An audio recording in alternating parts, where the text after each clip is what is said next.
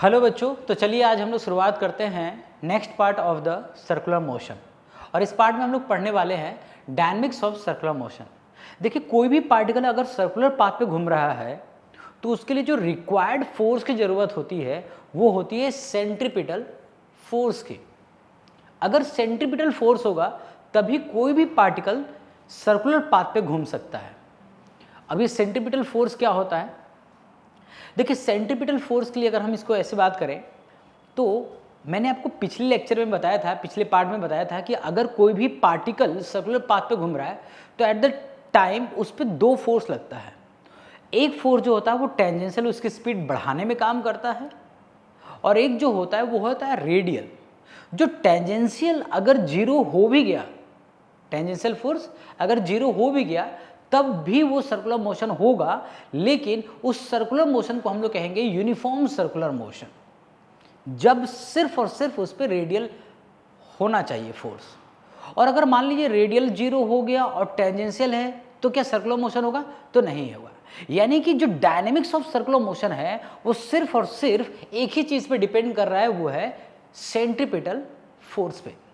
और अगर centripetal force ही किसी पार्टिकल का जीरो हो जाता है या ऑब्जेक्ट का जीरो हो जाता है तब डेफिनेटली वो सर्कुलर मोशन पे तो नहीं घूम रहा होगा।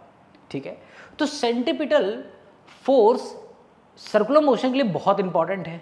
ये वो रिक्वायर्ड कंडीशन है किसी भी पार्टिकल के सर्कुलर मोशन घूमने के लिए। और अगर मैं यहां पे बात करूं तो याद करिए, हम लोग सर्कुलर मोशन में, यूनिफॉर्म सर्कुलर मोशन में बात किए थे कि अगर कोई भी पार्टिकल सर्कुलर मोशन पे घूम रहा है, यूनिफॉर्म सर्कुलर मोशन पे घूम रहा है, तो उसका स्पीड कांस्टेंट रहेगा। यही डेफिनेशन था यूनिफॉर्म सर्कुलर मोशन का। लेकिन उसका डायरेक्शन लगातार बदल रहा होगा, और अगर डायरेक्शन बदलने का जो काम होता है वो काम करता है सेंट्रीपिटल फोर्स। यानी कि कौन है जो हर समय उस पार्टिकल का डायरेक्शन बदल रहा है, और वो है सेंट्रीपिटल फोर्स। तो सेंट्रीपिटल फोर्स किसी भी पार्टिकल का लगातार डायरेक्शन को चेंज करने में हेल्प करता है। ठीक है, यहां पर देखते हैं, when a body moves along a circular path with a uniform speed. अगर कोई भी बॉडी सर्कुलर पाथ पे घूम रहा है लेकिन कैसे है हो रहा है? यूनिफॉर्म स्पीड, यानी ये स्पीड कांस्टेंट है, then its direction changes. Obvious सी बात है, उसका डायरेक्शन चेंज हो रहा होगा तभी वो सर्कुलर पाथ पे घूम रहा है, अदरवाइज वो सीधा निकल जाता continuously. That's its velocity keep on changing. Speed constant है बट फिर भी वेलोसिटी बदल रहा है, और अगर वेलोसिटी बदल रहा है तो डेफिनेटली कुछ ना कुछ एक्सेलरेशन होगा, और कुछ ना कुछ जरूर उस पर कुछ ना कुछ फोर्स लग रहा होगा जिसकी वजह से उसका डायरेक्शन बदल रहा है। तो देखिए, न्यूटन्स के पहले नियम के हिसाब से अगर किसी भी बॉडी पे फोर्स लगा रहे हैं तो उसका डायरेक्शन डेफिनेटली बदलेगा। क्लियर है? अगर उसका कोई डायरेक्शन बदल रहा है तो निश्चित तौर पे आप फोर्स लगा रहे होंगे तभी उस पर डायरेक्शन बदल रहा है। सिंपल सी बात है।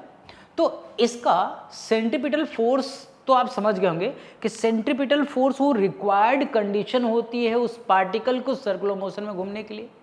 अब ये सेंट्रीपिटल फोर्स का एग्जाम्पल के तौर पे आप ऐसे देखिए, मान लीजिए कि एक एथलीट्स है जो इसे सर्कुलर पाथ पे ऐसे गोल गोल इस बॉल को गोल गोल घुमा रहे हैं। जरा समझिए, इसको गोल गोल घुमाए रखने के लिए एक फोर्स देना पड़ रहा होगा, अपनी तरफ एक फोर्स लगाना पड़ रहा होगा। ये जो फोर्स लगाना पड़ रहा है टुवर्ड द सेंटर, उसका सेंटर तो यही होगा, उसका सेंटर पोजीशन तो यही होगा, यही हो सेंटर पोजीशन। तो सेंटर पोजीशन ये है, सेंटर के अलोंग उसको चारों ओर गोल गोल घुमाने के लिए उसको एक फोर्स देना पड़ रहा होगा, और वही फोर्स है, ये वो फोर्स दे रहा है एथलीट्स जिसकी वजह से इसका डायरेक्शन लगातार चेंज हो रहा है। और इसका डायरेक्शन लगातार चेंज होने के लिए जो फोर्स दिया जा रहा है उसी को कहते हैं सेंट्रीपिटल फोर्स। नाउ यहां पर देखिए, अगर कोई कार एक सर्कुलर ट्रैक पे चल रहा है तो सर्कुलर ट्रैक पर चलने के लिए उसको एक लिमिट ऑफ फोर्स की, लिमिट ऑफ वेलोसिटी की जरूरत है। अगर बहुत ज़्यादा स्पीड में चलेगा तब वो स्कीड कर जाएगा, स्लाइड कर जाएगा, जो अभी हम लोग नेक्स्ट स्लाइड में बात करेंगे भी। लेकिन एक रिक्वायर्ड वेलोसिटी होनी चाहिए, स्पीड होनी चाहिए, ताकि वो स्कीट ना करे। अच्छा, इसको स्कीट करने से रोकता कौन है? फ्रिक्शन। और फ्रिक्शन किसके अलोंग लगाता है? Toward the centre. यानी कि जो फ्रिक्शन की वैल्यू है वो सेंट्रीपिटल फोर्स के बराबर अगर होती है तो पार्टिकल सर्कुलर, ये जो कार है ये सर्कुलर पाथ पे गोल गोल घूम सकता है इजीली। और अगर मान लीजिए फ्रिक्शन, जो फ्रिक्शन की जो वैल्यू है वो कम हो गई और सेंट्रीपिटल फोर्स की जो वैल्यू है वो ज़्यादा हो गई, यहाँ पे दरअसल काम करता है सेंट्रीफ्यूगल फोर्स, जो कि सेंट्रीपिटल फोर्स के बराबर होता है लेकिन आउटवर्ड होता है, उसकी हम लोग अभी चर्चा करेंगे। अगर ऐसा हो जाता है तो ये स्कीड कर जाएगा। यानी कि सेंट्रीपिटल फोर्स जो होती है वो एक रिक्वायर्ड कंडीशन होती है किसी भी पार्टिकल को, किसी भी ऑब्जेक्ट को सर्कुलर पाथ पे घुमाने के लिए, सीधी सी बात है। ठीक है, ओके। अब हम इस पे बात करेंगे कि अगर मान लीजिए यहाँ पे बात करते हैं, सपोज करिए, देखिए यहाँ पे मान लीजिए कोई पार्टिकल है जो यहाँ पे है और इस तरह से वो सर्कुलर पाथ पे गोल गोल घूम रहा है। मान लीजिए कि वो इस तरह से गोल गोल घूम रहा है, ऐसे ले लीजिए, इस तरह से डायरेक्शन में गोल गोल घूम रहा है। मान लीजिए कि वो इस तरह से गोल गोल घूम रहा है, ये इसकी रेडियस हो गई और उस पर जो फोर्स लग रहा है वो इस अलोंग डायरेक्शन में लग रहा होगा, और ये वाला जो है ये इसकी वेलोसिटी है। वेलोसिटी किसी भी टाइम पे, अगर अभी पार्टिकल यहाँ है तो उसकी वेलोसिटी टेंजेंट के अलोंग लगेगा, वो ये रहा। अगर मान लीजिए पार्टिकल यहाँ होता तो उस पर टेंजेंट के अलोंग वेलोसिटी लगती, अगर पार्टिकल यहाँ है तो उसकी टेंजेंट के अलोंग वेलोसिटी लगती, अगर पार्टिकल यहाँ है तो उसको टेंजेंट के अलोंग ये वेलोसिटी लग रही होती। तो along the direction of tangent उसकी वेलोसिटी होती है।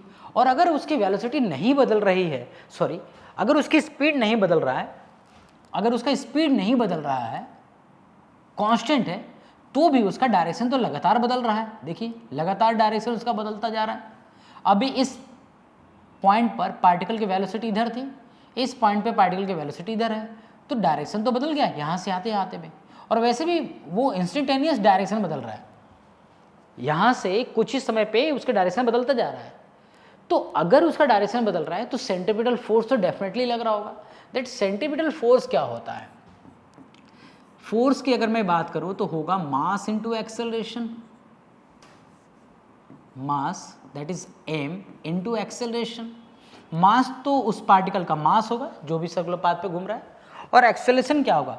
तो हम लोग पहले भी बात कर चुके हैं, सेंट्रीपिटल एक्सेलरेशन जो होता है वो v² अपॉन में r होता है, अगर रेडियस उसकी r है तो। यानी कि जो फोर्स होगा वो होगा m v² अपॉन में r। या अगर मैं बात करूं v को अगर हम r ओमेगा लिखे तो v को अगर r ओमेगा लिखे तो हम फोर्स को m r ओमेगा स्क्वायर या फिर m r ओमेगा भी लिख सकते हैं। क्लियर है? ठीक है, यहाँ पे m r omega square M V omega लिख सकते हैं, यहाँ पे r को रिप्लेस करके एम वी ओमेगा भी लिख सकते हैं। ठीक है, यहाँ पर मैं एक बार बता देता हूँ। देखिए पहली बात तो ये है, ये वाला पार्ट तो आप समझ रहे होंगे, ये हम लोग पहले भी बात कर चुके हैं, एम आर ओमेगा स्क्वायर। और यहाँ वाला पार्ट जो है ये कैसे बना, इसको थोड़ा सा बता देता हूँ। देखिए अगर मैं बात करूँ force is equal to M R omega square है तो आर को क्या लिख सकते हैं? देखिए यहाँ से आर को क्या लिख सकते हैं? v अपॉन में ओमेगा। तो लिखेंगे यहाँ से एम v अपॉन में ओमेगा इंटू ओमेगा स्क्वायर। अब अगर आप देखें यहाँ से तो हम इसको एम वी ओमेगा लिख सकते हैं। अच्छा, ये टर्म आपको याद होनी चाहिए वैसे, क्योंकि अगर मान लो कि गिवन में v दे रखा है, ओमेगा दे रखा है, r नहीं दे रखा है और फिर भी फोर्स निकालना, तो ये रिलेशन आपको पता होना चाहिए। ठीक है ना, एम वी है, ये फिर से लिख देता हूँ यहाँ पे एम वी ओमेगा और एम आर ओमेगा स्क्वायर। ठीक है, इसी को हम लोग सेंट्रीपिटल फोर्स कहते हैं। क्लियर है? आगे चले, क्वेश्चन देखते हैं इसमें। A ball of mass 0.25 kg attach to the end of the string of length 1.96 metre is rotating in a horizontal circle. Okay, मान लीजिए कि आपके पास एक हॉरिजॉन्टल सर्कल दे रखा है, इस तरह से आप बना लो थोड़ा सा।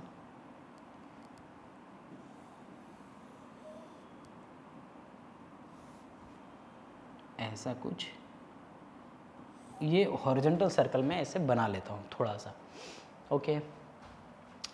The string will breaks if the tension is more than 25 newton, okay. मान लीजिए कोई यहाँ पे पार्टिकल है जो इस हॉरिजॉन्टल ऐसे गोल गोल घूम रहा है, ठीक है, हॉरिजॉन्टल ऐसे सीधे वे में ऐसे से गोल गोल घूम रहा है। इस वक्त इसके पास वेलोसिटी यहाँ पे होगी, इधर मान लीजिए। गिवन क्या दे रखा है, सबसे अच्छा होता है कि आप आगे एक बार गिवन लिख भी लो। गिवन देखते हैं यहाँ पे क्या क्या दे रखा है। इसका मास दे रखा है तो इसका मास ले लेते हैं। मास कितना दे रखा है, 0.25 kg मास दे रखा है, ठीक है। और स्ट्रिंग का लेंथ कितना दे रखा है, 1.96 मीटर इसका लेंथ दे रखा है। स्ट्रिंग का लेंथ मतलब वो हो गया उसकी रेडियस, रेडियस हो गया, यानी कि लेंथ ही उसका रेडियस हो गया, ठीक है। अगर टेंशन की बात करें तो उस रस्सी का जो टेंशन होना चाहिए मैक्स टू मैक्स 25 न्यूटन होनी चाहिए। इसको मतलब अगर गोल गोल घुमा रहे हैं तो रस्सी का जो टेंशन होगा, रस्सी का जो टेंशन होगा वो इस अलोंग पे होगा, और ये है टी, रस्सी का टेंशन इसके अलोंग होगा 25 न्यूटन। तो एक बात तो समझिए, जो रस्सी का टेंशन है वही तो फोर्स ऑफ सेंट्रीपिटल है, जो कि m v स्क्वायर अपॉन में r, या फिर m ओमेगा स्क्वायर इनटू में r लिख सकते हैं। क्लियर है। अब यहाँ पे समझिएगा, अगर मैं बात करूँ कि जो टेंशन है वो कितना दे रखा है, 25 न्यूटन, और वही फोर्स है, क्योंकि उससे ज़्यादा तो लगाएंगे तो टूट जाएगा, ऐसा क्वेश्चन में बोल रहा है। तो आपको बताना क्या है, आपको बताना है मैक्सिमम वेलोसिटी से कितनी स्पीड से आप मैक्सिमम कितनी स्पीड से गोल गोल घुमा सकते हैं। तो देखिए यहाँ पे आपसे वेलोसिटी पूछा हुआ है, तो सिंपल लगाइए यहाँ पे, that use that formula is equal to M V square upon में आर। एम हो गया 25 न्यूटन, सॉरी फोर्स हो गया 25 न्यूटन, एम कितना है which is given in a question 0.25 kg, velocity आपको निकालनी है, अपॉन में जो रेडियस है वो कितना दे रखा है 1.96 मीटर, ठीक है। अगर आप इसको सॉल्व करेंगे तो बहुत इजीली सॉल्व हो जाएगा। यहाँ से 0 से 0 ये हटा दिए, 25 से 25 ये काट दिए, तो इसका जो रिजल्ट आ रहा है v square is equal to 196 और v is equal to root over 196, it means 14 metre पर सेकेंड, ये इसका आंसर है, ठीक है। सिंपल है। चलिए, उम्मीद है आपको यहाँ तक समझ में आ रहा होगा सारी चीज़ें, बहुत सिंपल सा है क्वेश्चंस। आगे चलते हैं। Next, a ball of mass 0.12 kg is being whirled in a horizontal circle at the end of a string 0.5 meter long. It is capable of making 231 revolution in 1 minute. Find the breaking tension of the string. मान लीजिए किसी भी, ये उसी type का question है, बस थोड़ा सा डिफरेंट वे में पूछा हुआ है। अब आप कितनी रिवॉल्यूशन घुमा रहे हैं उसको, 231 रिवॉल्यूशन इन अ मिनट, और कितने केजी का मास है, तो 0.12 केजी का मास है। अगर मान लीजिए किसी ऑब्जेक्ट को आपने रस्सी से बांध दिया और ऐसे से गोल गोल गोल घुमा रहे हैं, और आप 1 मिनट में 231 रिवॉल्यूशन घुमा रहे हैं, तो बताइए उसका स्पीड क्या होगा। क्लियर है, बहुत सिंपल सा क्वेश्चन है। ब्रेकिंग टेंशन, आपसे टेंशन पूछा हुआ है, मतलब उस रस्सी में तनाव खिंचाव कितना होगा, ठीक है। तो इसके हम लोग बात कर लेते हैं, फिर से वैसे ही बात करते हैं। यहाँ पे देखिए, यहाँ पे मान लीजिए कि कोई सर्कुलर प्लेट है, इस तरह से ऐसे बना लेते हैं। आप ऐसे लेकर यहाँ से सर्कुलर पाथ पे गोल गोल घुमा रहे हो, और यहाँ पे उसका क्या दे रखा है, सर्कुलर पार्ट पे ऐसे से गोल गोल घूम रहा है, हॉरिजॉन्टली ऐसे से गोल गोल घुमा रहे हैं।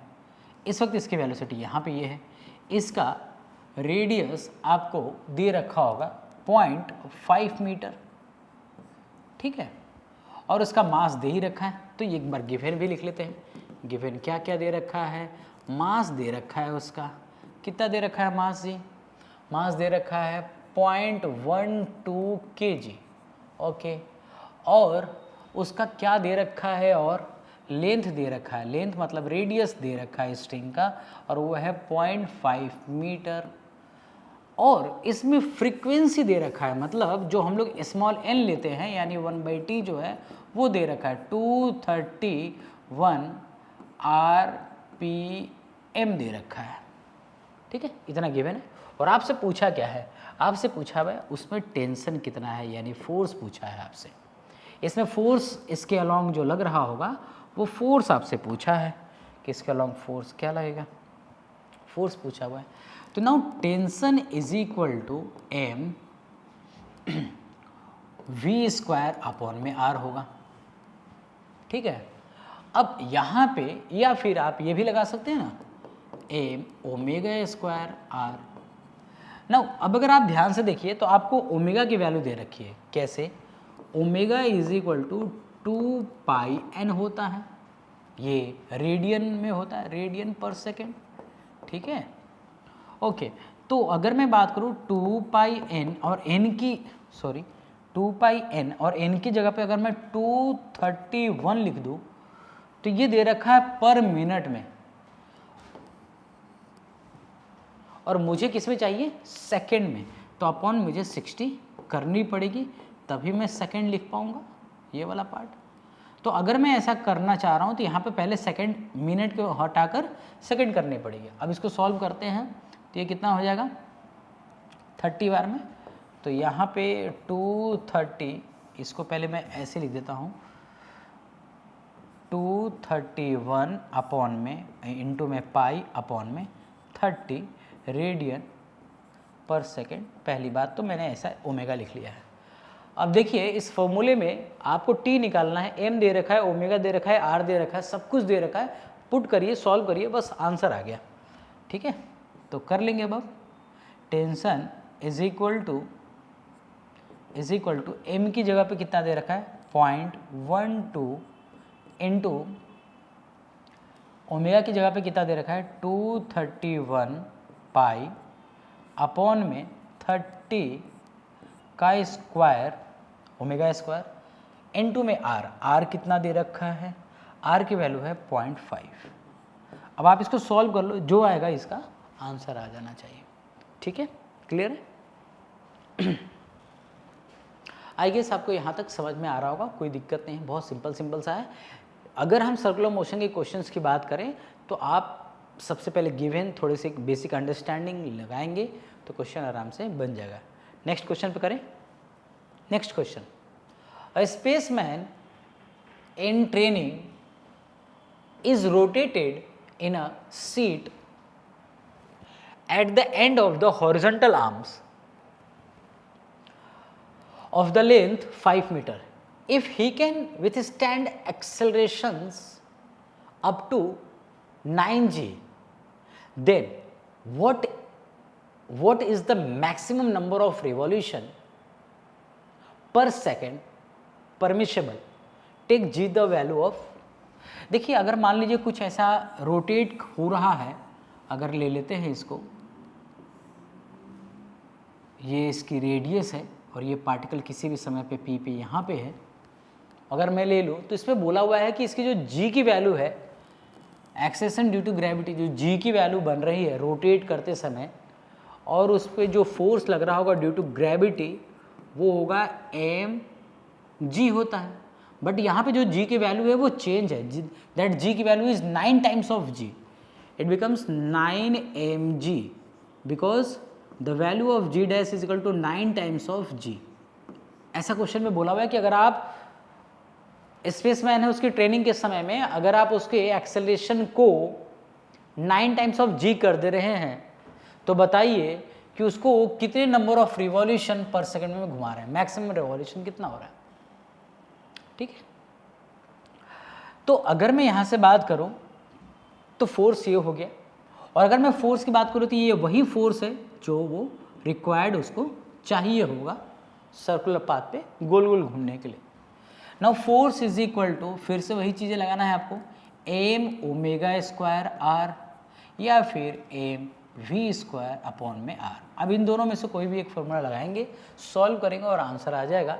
और आपसे पूछा है मैक्सिमम नंबर ऑफ, यानी कि आपको ओमेगा आप यहाँ पे लगाइए क्योंकि आपसे फ्रीक्वेंसी वाला पार्ट पूछा हुआ है, तो यही लगाएंगे। तो फोर्स की वैल्यू हो गई यहाँ पे एम, मास दे रखा है, उसका मास दे रखा है, मास नहीं दे रखा है, कोई बात नहीं है, एम ले लेते हैं इसको, 9g ले लेते हैं यहाँ पे, is equal to M omega, omega की वैल्यू जो है वही तो निकालना है, और रेडियस दे रखा है 5 मीटर, ठीक है।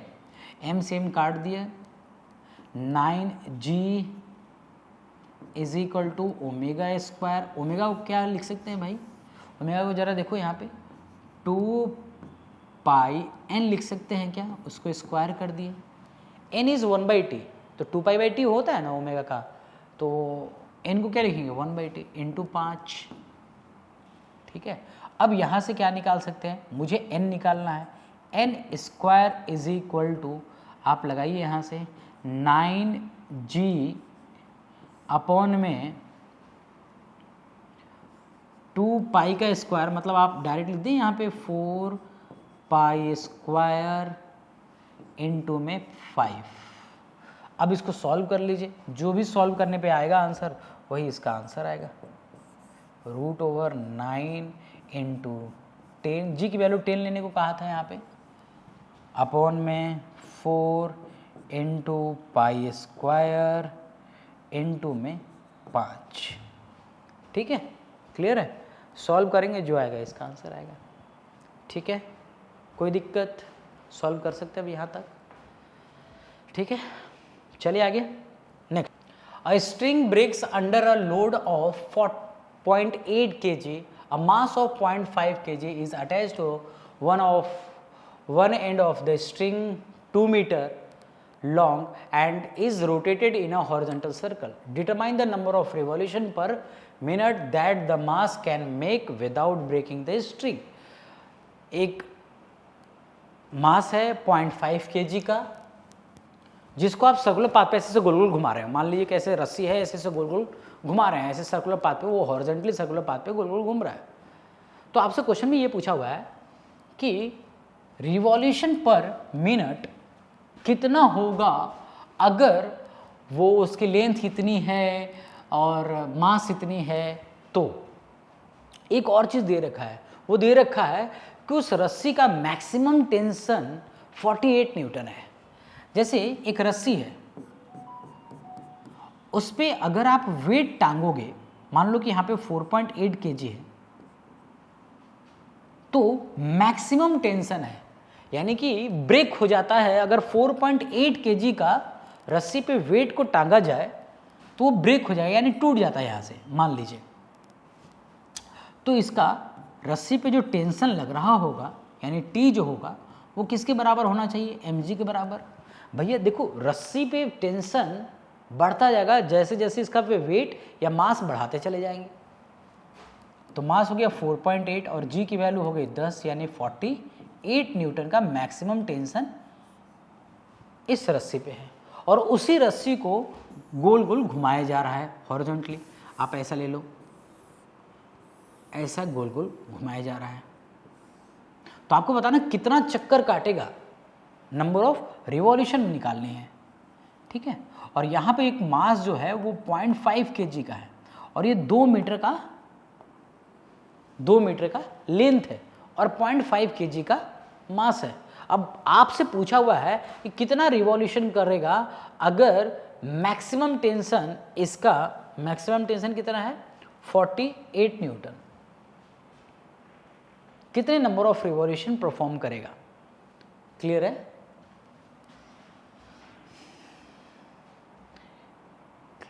तो आइए इसको सॉल्व करते हैं। Now force is equal to होगा एम ओमेगा स्क्वायर आर, और फोर्स ही यहाँ पे रस्सी में टेंशन है जो लग रहा होगा, और वो t is equal to M omega square लिख सकते हैं।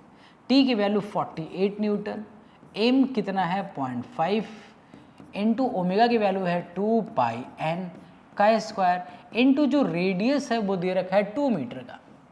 अगर आपको यहाँ से n निकालना है जो कि आपको नंबर ऑफ रिवॉल्यूशन पूछा हुआ है तो निकाल दीजिए सिंपल। 48 अपॉन में 0.5 इंटू 4 पाई स्क्वायर इंटू में 2, यहाँ से रूट लगाएंगे तो ये आ जाएगा n।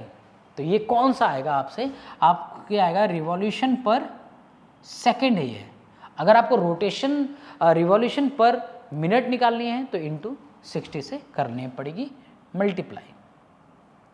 तो यहाँ से आप कर लीजिए। यहाँ से अगर मैं बात करूँ इसकी जो भी वैल्यू रही होगी, मान लीजिए कि इसकी वैल्यू जो कुछ आ रहा हो लमसम 1 के आसपास कुछ आना चाहिए, 1.1 के आसपास। अगर ऐसा कुछ आ रहा है तो इसकी मल्टीप्लाई 1.1 मैं ले लेता हूँ, 1.1 ले लेता हूँ, इंटू 60 कर देंगे तो ये RP मिनट आ जाएगा। ठीक है, क्लियर है यहाँ तक, सिंपल है। तो इस तरह से प्रॉब्लम जो आप यहाँ पर देखे हैं वो बहुत सिंपल है, बहुत सिंपल होता भी है। वैसे सर्कुलर मोशन बहुत सिंपल होता है, कोई डिफ़िकल्ट नहीं होता है। अब ऐसा नहीं है कि हमने बहुत बेसिक सा क्वेश्चन लिया है, और अगर आप अच्छे लेवल का भी करेंगे तो क्वेश्चंस करके आप सिंपल गिवन थोड़ी सी क्वेश्चन समझकर अगर आप करेंगे तो बहुत इजीली क्वेश्चन बन जाएगा। नेक्स्ट हम लोग बात करते हैं सेंट्रीफ्यूगल फोर्स को लेकर। सेंट्रीफ्यूगल फोर्स क्या होता है?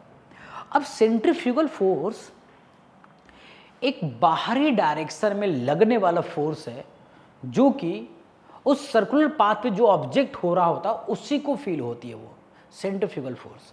अगर आप देखें इस चरखी को देखें, यहाँ पे इसका सेंटर पोजीशन है और ये गोल गोल घूम रहा है। आप एक एक पॉइंट पे देखिए, ये जो जब ये गोल गोल नहीं घूम रहा था उस वक्त ये सीधा था। इसी को ले लेते हैं, ये पहले सीधा था। और अगर मैं बात करूं इस पॉइंट को ले लेते हैं, ऐसा ले लेते हैं, मान लीजिए किसी एक को ले लेते हैं यहाँ पे, मान लीजिए कि मैं इसी को ले रहा हूं। जब ये रुका हुआ था, ध्यान से सुनिएगा, जब ये रुका हुआ तब ये सीधा होगा। इनफैक्ट सभी सीधे होंगे भाई। जब ये नहीं चल रहा हुआ तो सीधा होगा। और अगर मान लीजिए इसको गोल गोल घूम रहा है, अगर ये गोल गोल घूम रहा है तो सारा लोग धीरे धीरे बाहरी सर्कल की तरफ जाएंगे, सर्कल से बाहर जाएंगे। ठीक है, अब देखो इनका सर्कल का रेडियस धीरे धीरे बड़ा होता जा रहा है। अब ये जितनी स्पीड में गोल गोल घूमेंगे उतनी स्पीड में, जितनी स्पीड में ये गोल गोल चक्कर लगाएगा ये उतनी स्पीड से ये बाहर जाते जाएंगे। ठीक है, और इनका धीरे धीरे स्पीड बड़ा ही धीरे धीरे इनका रेडियस बड़ा ही होता चला जाएगा जैसे जैसे इसकी स्पीड बढ़ेगी। एक टाइम के बाद लिमिट है, एक लिमिट के बाद फिर नहीं बढ़ेगा, जाकि अगर ये मैक्सिमम अचीव कर गए अपने रेडियस के, इसके लेंथ को मैक्सिमम रेडियस तक का अचीव कर गए, अब उससे ज़्यादा ऊपर नहीं जा सकता है। ये मैक्सिमम थी इसकी वैल्यू। क्लियर है यहाँ तक? अब सुनना है यहाँ पे, तो जो ये बाहरी डायरेक्शन में इनको जो फोर्स लग रहा है, जैसे यहाँ पे देखो ये बाहरी डायरेक्शन में इनको फोर्स लग रहा है यहाँ पे टुवर्ड द सेंटर, तो यहाँ होनी चाहिए। ये तो सेंट्रीपिटल फोर्स है, जो सेंट्रीपिटल फोर्स है, और ये बाहरी इसको जो महसूस हो रहा है कि कोई मुझे बाहर साइड में खींच रहा होगा। इससे जाकर आप पूछोगे तो इसको यही फील हो रहा है कि यार कोई तो मुझे है जो बाहरी के डायरेक्शन में खींच रहा है। ये जो बाहरी फोर्स जो इसको लग रहा होगा उसी को कहते हैं सेंट्रीफ्यूगल फोर्स। ये जो सेंट्रीफ्यूगल फोर्स होता है ना, ये सेंट्रीपिटल फोर्स के बराबर होता है। अगर मैं बात करूं कि मेरा सेंट्रीफ्यूगल फोर्स 9 न्यूटन का है, तो अब आपका सेंट्रीपिटल फोर्स भी 9 न्यूटन का होगा, तभी तो ये आप रस्सी से जुड़े हुए हैं। और नहीं तो अगर रस्सी टूट जाती तो फिर सेंट्रीफ्यूगल फोर्स सेंट्रीपिटल फोर्स 0 और सेंट्रीफ्यूगल फोर्स जो है सो है। यानी कि अगर आप सर्कुलर पाथ पे घूम रहे हैं तो जो बाहरी डायरेक्शन में फोर्स लग रहा है, जो आपको बाहर की सर्कल से बाहर की तरफ खींच के लेके जाता है, उसको कहते हैं सेंट्रीफ्यूगल फोर्स। जो सर्कल से बाहर की ओर लेकर आपको जाता है उसको क्या कहेंगे? Centrifugal force. और ये सेंट्रीपिटल फोर्स के बराबर होता है। ये सेंट्रीपिटल फोर्स के बराबर होता है। ये जस्ट लाइक आप ऐसा बोल सकते हैं कि स्यूडो फोर्स जैसा काम करता है। जैसे मैं आपको थोड़ा सा 1-2 एग्जांपल देता हूँ। जैसे आप लिफ्ट में गए, लिफ्ट के अंदर में, एलिवेटर के अंदर में, लिफ्ट में जैसे ही आपने लिफ्ट का बटन दबाया और लिफ्ट ऊपर जाती है तो आपको एक झटका फील होता है, एक थ्रस्ट फील होता है। जैसे ही वो स्टार्ट हुआ और चला उस वक्त थ्रस्ट फील होता है। और अगर मान लीजिए कि लिफ्ट बहुत तेज़ी से ऊपर जा रहा है तो आपको एक लगातार थ्रस्ट नीचे की ओर फील होता ही रहेगा। लिफ्ट में लगातार फील होगा आपको। अगर बहुत तेज़ी से ऊपर जा रहा है तो लगातार आपको थ्रस्ट नीचे की ओर फील होगा जो लिफ्ट के अंदर में बैठे हुए हैं। तो ये स्यूडो होता है जिसको हम लोग फॉल्स फोर्स कहते हैं। तो यहाँ पे अगर मैं बात करूँ तो सेंट्रीफ्यूगल फोर्स वैसा ही कुछ फील हो रहा होगा। इसको एक बाहरी डायरेक्शन में फोर्स फील हो रहा होगा जिसको हम लोग सेंट्रीफ्यूगल फोर्स कहते हैं, जिसकी वैल्यू सेंट्रीपिटल फोर्स के बराबर होता है। और जितना स्पीड तेजी से घुमाएंगे उतना आपको सेंट्रीपिटल फोर्स भी उतना ज़्यादा लगाना पड़ेगा ताकि वो मेंटेन में रहें। ठीक है। और अगर ये टूट गया, मान लो कि अगर ये रस्सी ही टूट गई तो ये हवा में उड़ के चला जाएगा उधर। ठीक है, बाहरी डायरेक्शन में फेंका जाएगा, क्योंकि ये तो जब स्पीड चल रहा है तो ये बाहरी डायरेक्शन में फोर्स लग रहा है। क्लियर है। तो अगर इसमें बाहरी डायरेक्शन में फोर्स लग रहा है जिसकी वजह से अगर ये वैल्यू अगर अधिक हो गई, मतलब ये वाला सेंट्रीफ्यूगल फोर्स जो है वो वैल्यू ज़्यादा हो गया तो सेंट्रीपिटल उसको झेल नहीं पाया और वो टूट गया एक समय के बाद। और टूटा तो मतलब स्किड करके चला गया। पक्की बात है। ओके, यही पार्ट हम लोग यहाँ पे देखते भी हैं थोड़ा सा सेटनेस। Centrifugal force can be defined as the radially directed outward force acting on a body in a circular motion. Centrifugal force की वैल्यू जो होगी मास अपॉन में सेंट्रीफ्यूगल एक्सेलरेशन होगी, जो कि बिल्कुल वैसा ही होता है जैसे हम लोग v² अपॉन में r की बात किए या फिर ओमेगा स्क्वायर इंटू में r में बात की है, we take as capital R। वैसा ही होता है जैसे अभी हमने सेंट्रीपिटल फोर्स की बात की थी।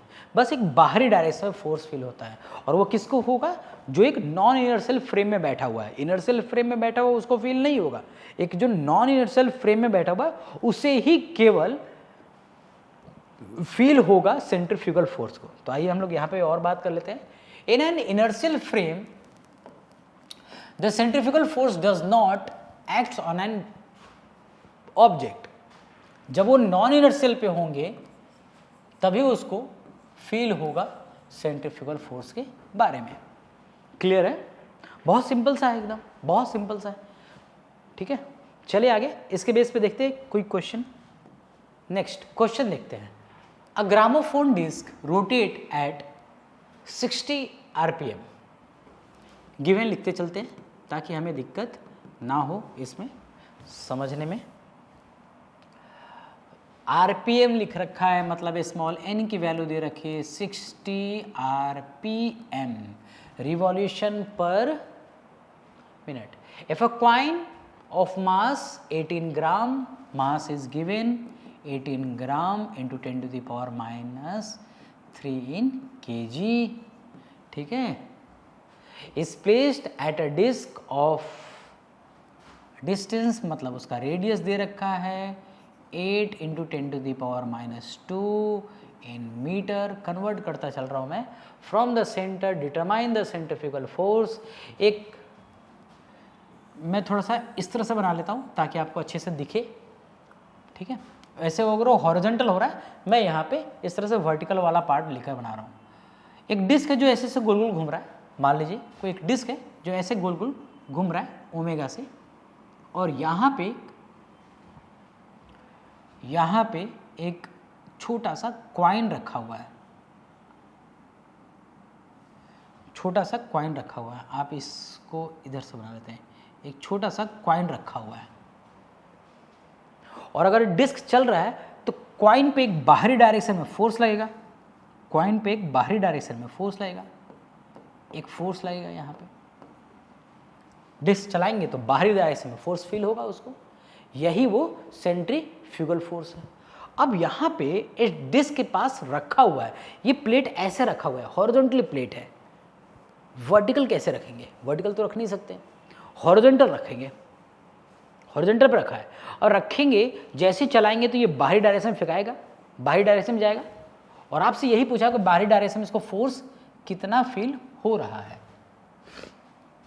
तो आप जानते हैं कि सेंट्रीपिटल फोर्स के बराबर ही होता है, तो कुछ नहीं करना, बस m ओमेगा स्क्वायर r रख दीजिए, आंसर आ जाएगा। m की वैल्यू है 18 into 10 to the power -3 kg into kg नहीं लिखी। ओमेगा की वैल्यू कितनी है, ओमेगा की वैल्यू गिवन है क्या, हाँ 2 पाई, और n की वैल्यू है 60। अगर मैं इसे कन्वर्ट कर दूं सेकंड में तो ये 60 से मैंने भाग कर दिया, तो ये हो जाएगा, यहाँ से कट जाएगा 2 पाई, और रेडियस कितना दे रखा है 8 इंटू 10 टू दी पावर -2। तो ये इस पे फोर्स लग गया, फोर्स आ गया जिसकी हमें रिक्वायर्ड थी, यही फोर्स आपसे पूछा है। क्लियर है, बहुत सिंपल है, बस वैल्यू रख दिया है, मैंने सॉल्व करना है। अब आपको सॉल्व कर लिए, जो आएगा इसका आंसर आएगा। कोई दिक्कत, बहुत सिंपल है।